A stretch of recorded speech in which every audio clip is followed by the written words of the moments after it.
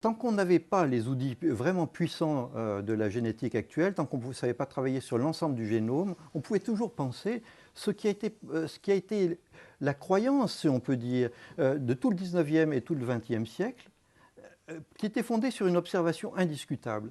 Il y a des familles de déprimés, il y a des familles où il y a plus de schizophrènes que dans la moyenne.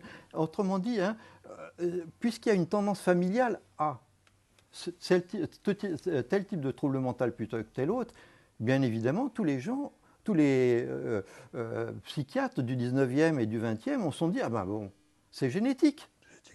Hein, la cause principale des troubles mentaux et génétiques, c'était la croyance. Et maintenant qu'on a des outils très très puissants pour effectivement mettre le doigt sur ces études, les gènes défectueux, etc., plus on cherche, plus on prend des groupes de patients énormes et moins on trouve d'effets. Plus les effets qu'on supposait grands deviennent petits.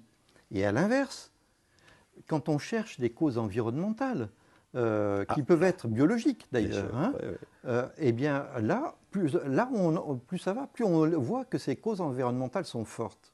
Exactement. Donc on voit bien que là, il y a une évolution absolument majeure. Hein. Ce qu'on peut, maintenant, la conclusion des plus grands experts dans le domaine de la génétique, c'est de dire, ben oui, finalement, il faut accepter l'idée d'un renversement. Sauf cas rares, par exemple, bien évidemment, certains cas de retard mental grave ont un déterminisme génétique très Est-ce que fort.